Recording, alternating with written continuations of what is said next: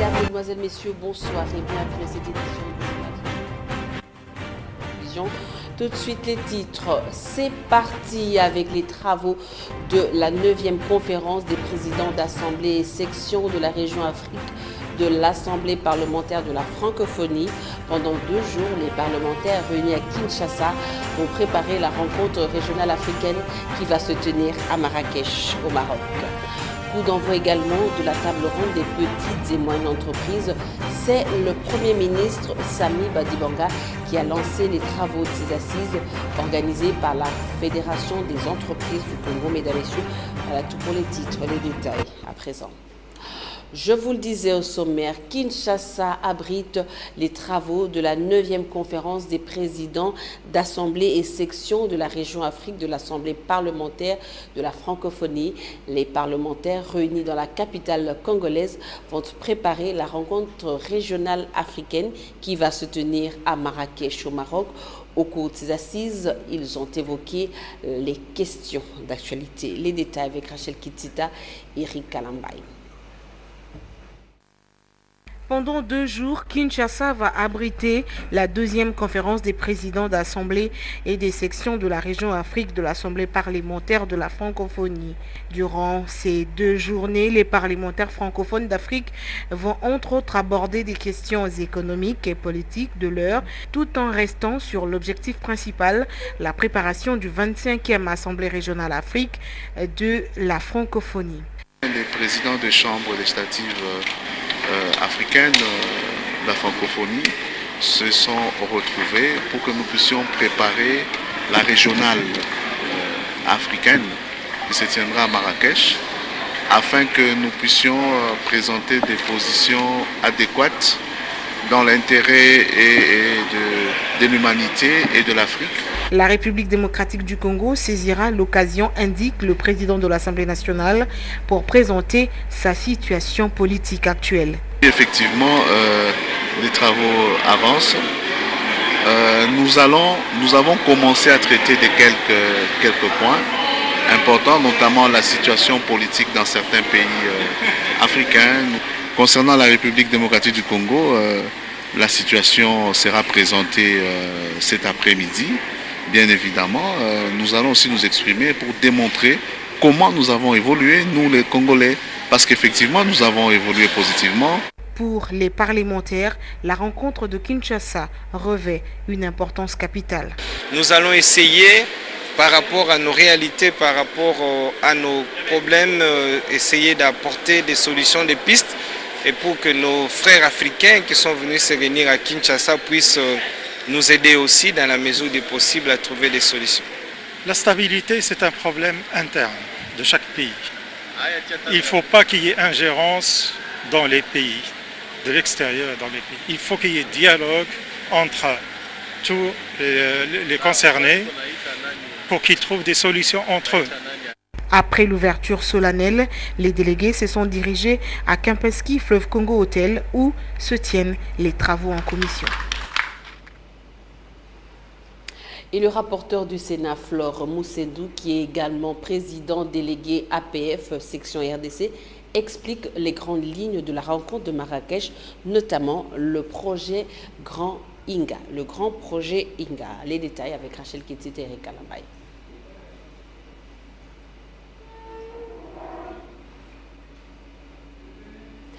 Je le disais, le rapporteur du Sénat, Flore Moussendou, qui est également président délégué APF section RDC, explique les grandes lignes de la rencontre de Marrakech, notamment le grand projet Inga. Rachel Kitsita pour les détails.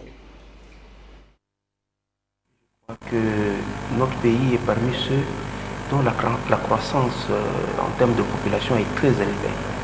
Et aujourd'hui, avec les difficultés mondiales, vous vous rendez compte que le taux de chômage ne fait que monter.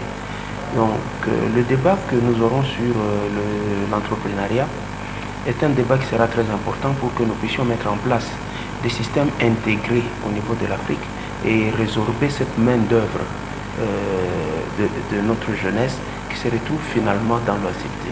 Donc je crois que là, ce sont les 2 grands axes que la République démocratique du Congo vise.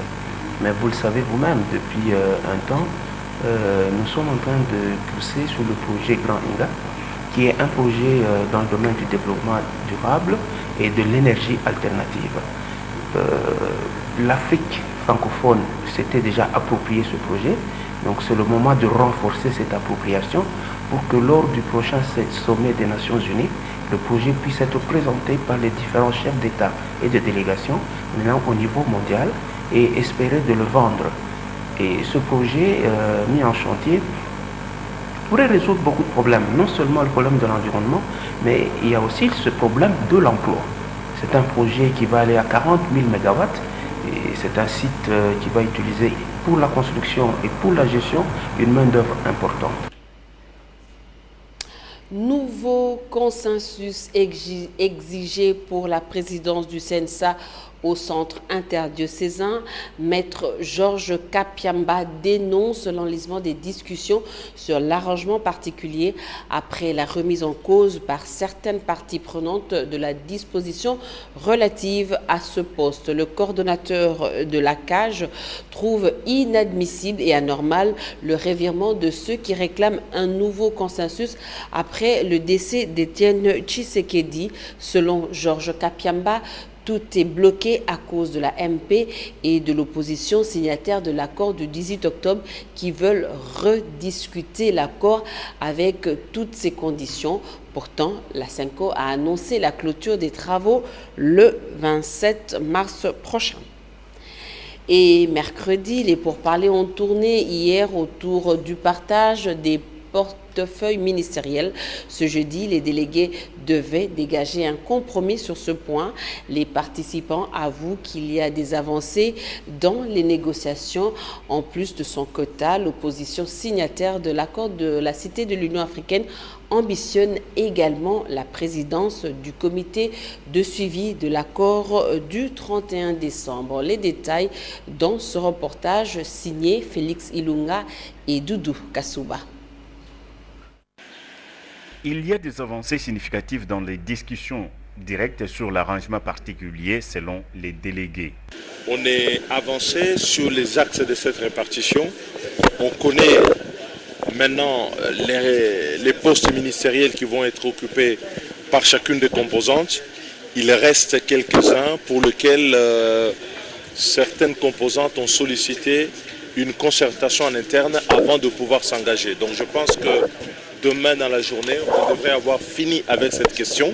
L'opposition signataire de l'accord du 18 octobre demande également un ministère de souveraineté ainsi que la présidence du CNSA. L'opposition signataire est demanderesse de ce poste. Ça doit se négocier. Nous ne disons pas que ça ne sera pas quelqu'un du rassemblement. Ça peut être quelqu'un du rassemblement, que le rassemblement comprenne que ça peut être aussi quelqu'un de l'opposition politique signataire ou de la société civile. Après le retrait du secrétaire général de l'UDPS, les alliés d'Étienne Tshisekedi envisagent rencontrer Jamal Kabound à Kabound pour le convaincre à réintégrer les discussions. Il a pris une responsabilité. Nous, en tant qu'alliés du président Étienne Tshisekedi, nous avons pris rendez-vous avec lui.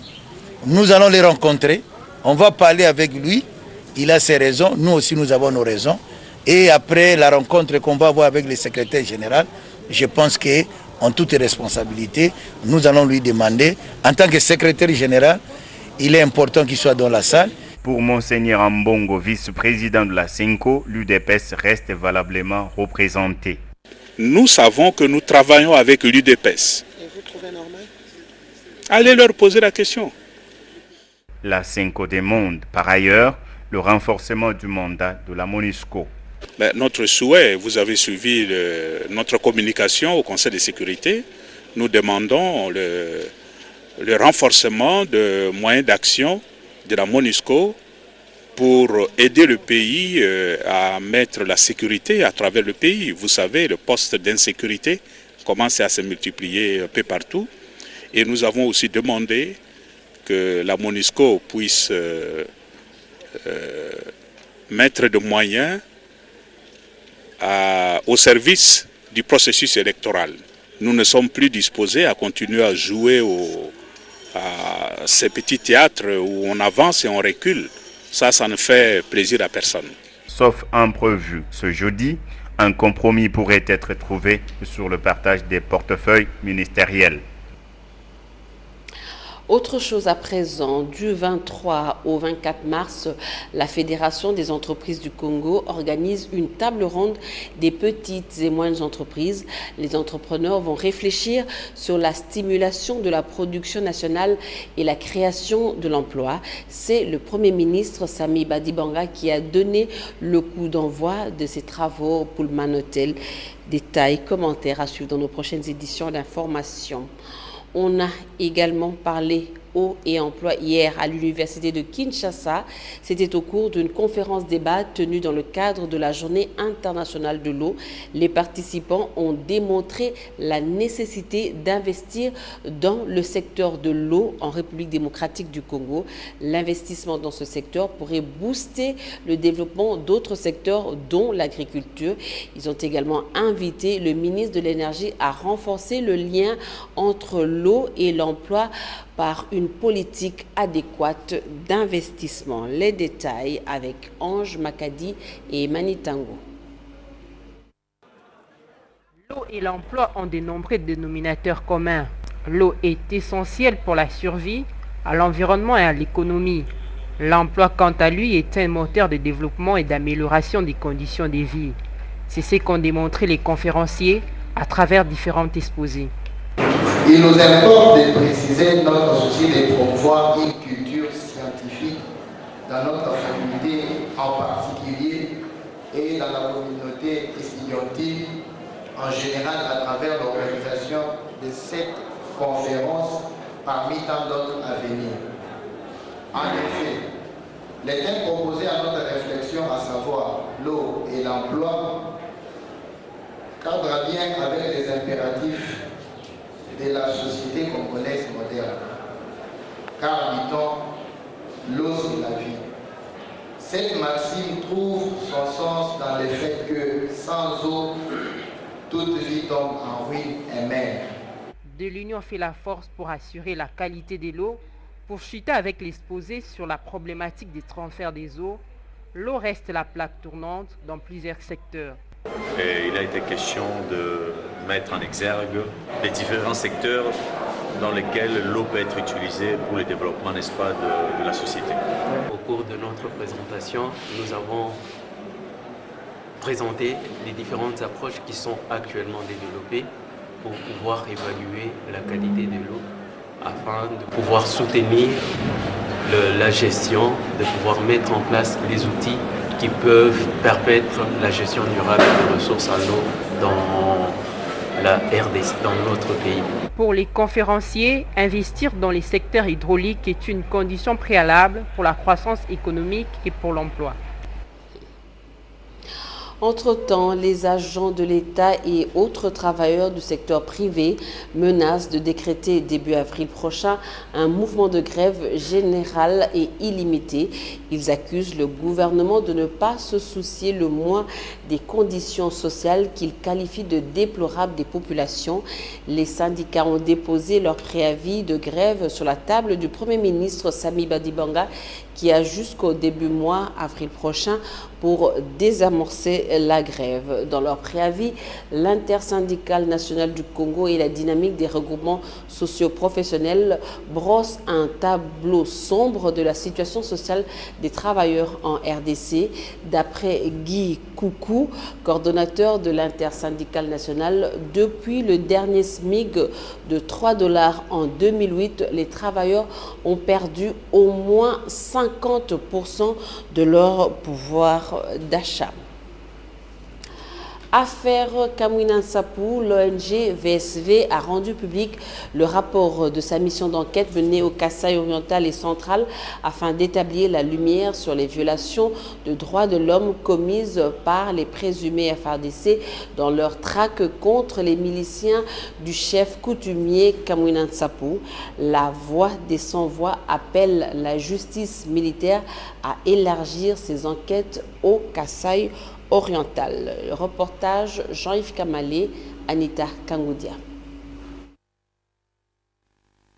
La voix de son voix s'est félicitée du travail abattu par l'auditorat général de FRDC pour son professionnalisme.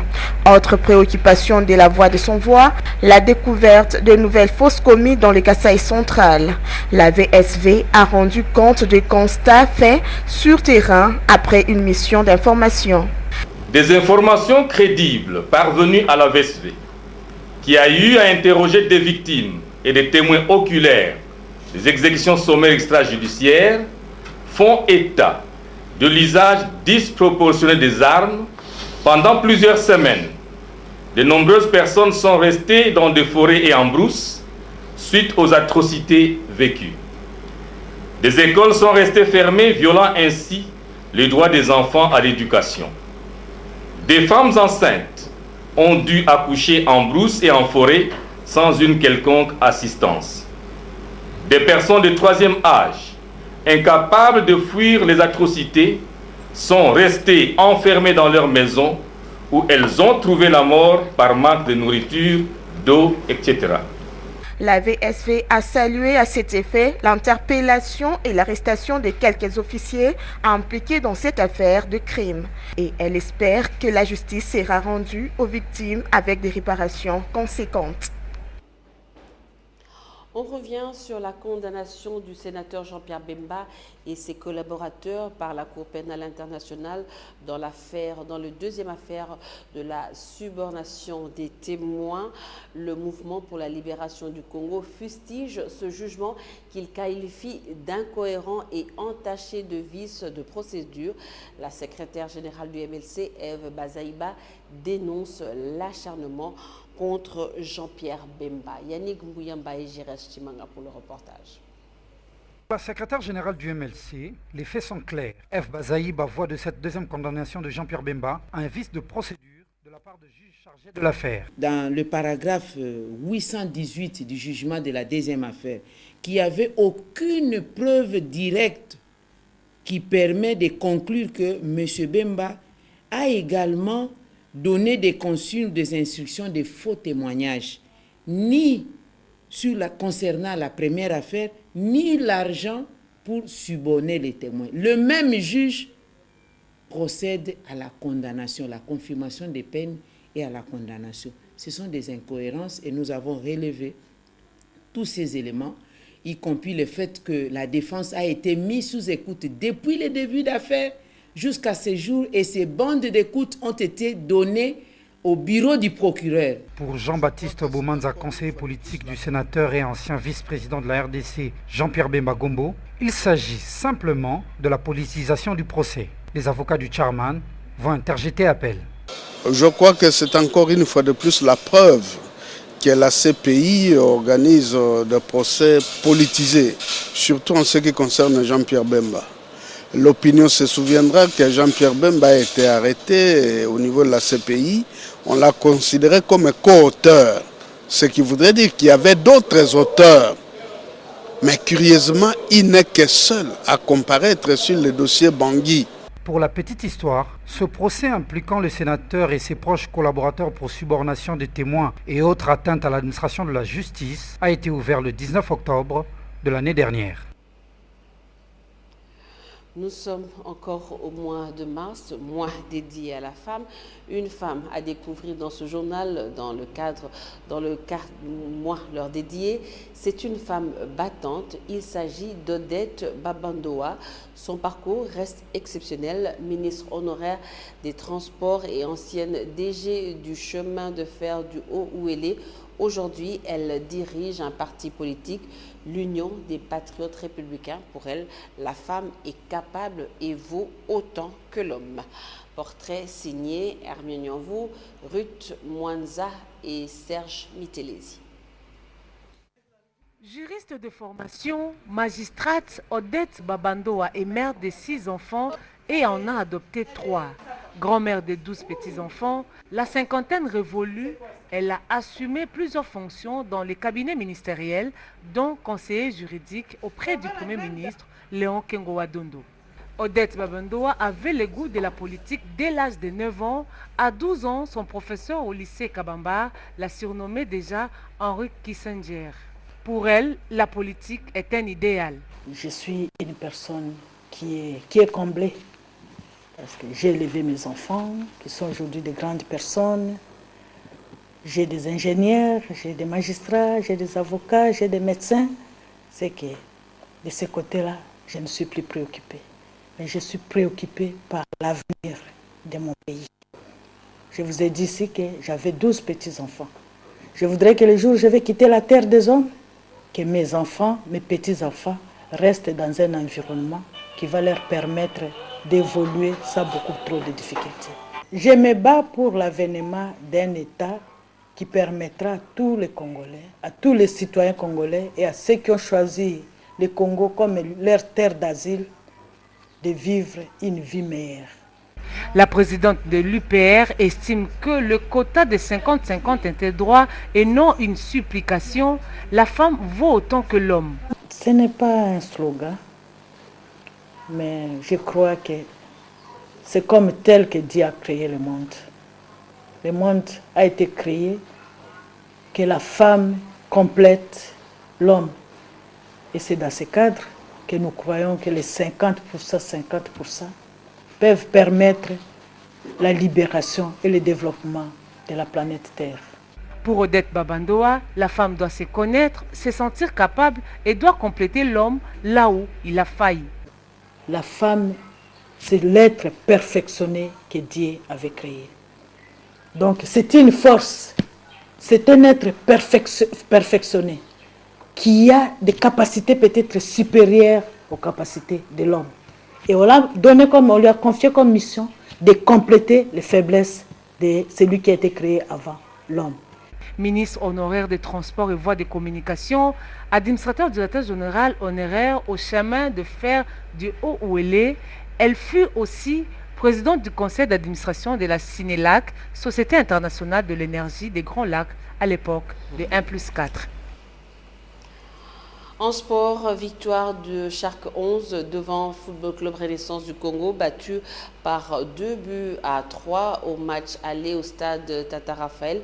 Shark 11 a repris hier sa belle revanche face à Renaissance sur le score de 2-1, un match qui a sanctionné le championnat national dans la zone ouest. Les détails avec Paul Kazozo et Théodore Chitolé.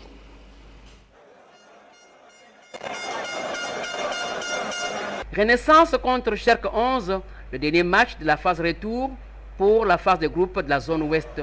Pour Shark, foi de Gladys Bokesse, avant le coup d'envoi, une belle occasion de détente en vue d'un résultat positif.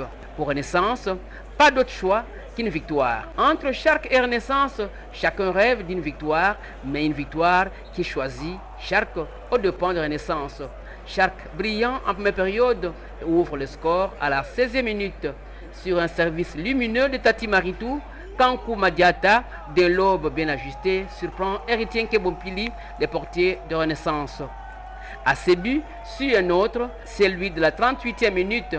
Point de départ de l'action, un corner de droite à gauche de Kodi Milambo. À l'arrivée, dans un paquet de 6 joueurs de Renaissance et 5 de Shark, Oscar Tati Maritou place sa tête, la balle choisit la transversale et se loge au fond. 2-0 à la pause. À la reprise, changement de fréquence, Renaissance se réveille et quadrille l'air de jeu de part en part. Shark se réconcilie derrière. À la 59e minute, Renaissance déroule son jeu sur des passes à une touche entre Vanderlei Silva, Ayuk Taku, Okito Kazadi, puis la frappe de Vanderlei. Le renvoi du gardien Efonge Liongo et la tête couchée de Lamine Diawara pour le seul et unique but de Renaissance.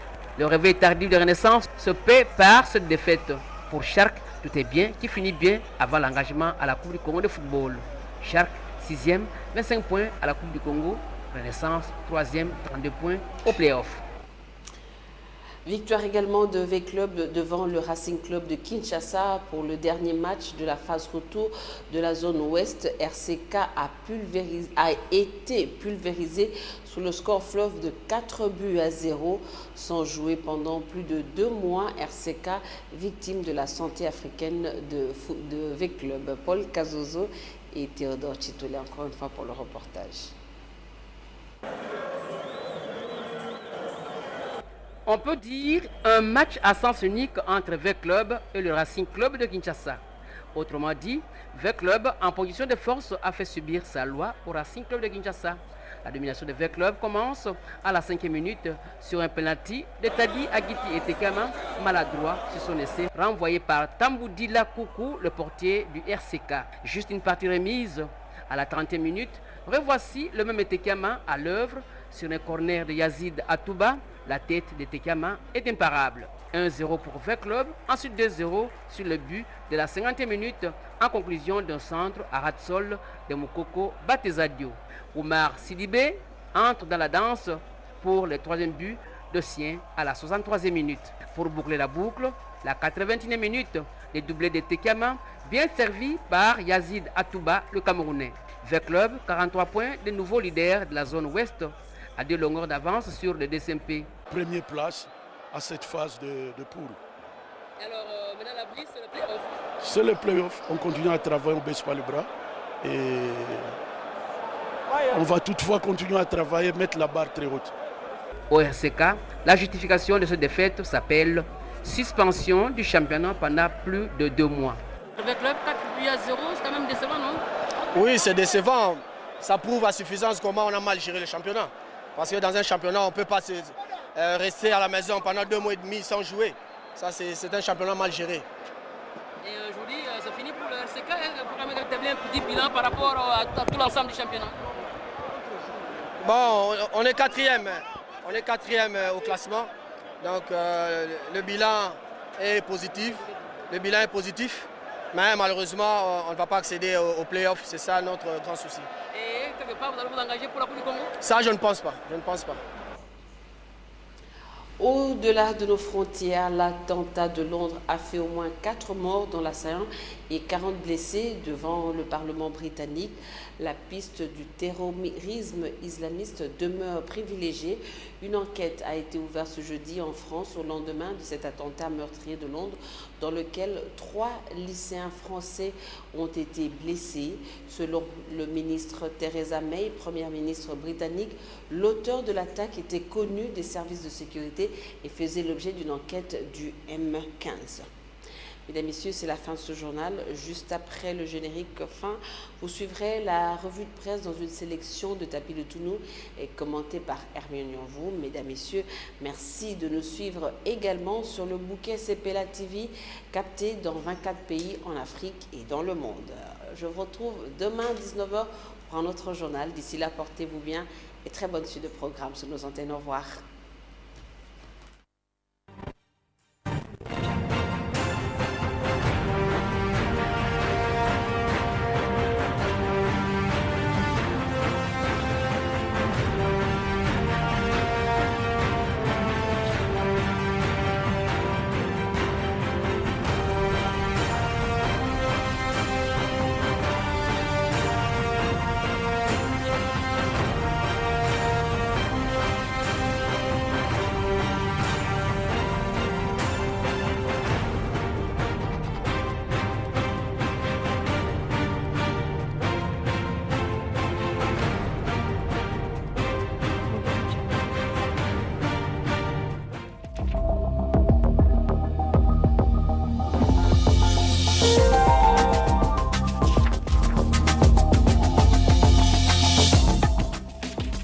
Ouvrons cette revue de presse avec le phare qui annonce le consensus autour des 21 ministères. Selon les sources proches du dossier, il a été convenu que la majorité présidentielle contrôle les finances, les travaux publics et les hydrocarbures.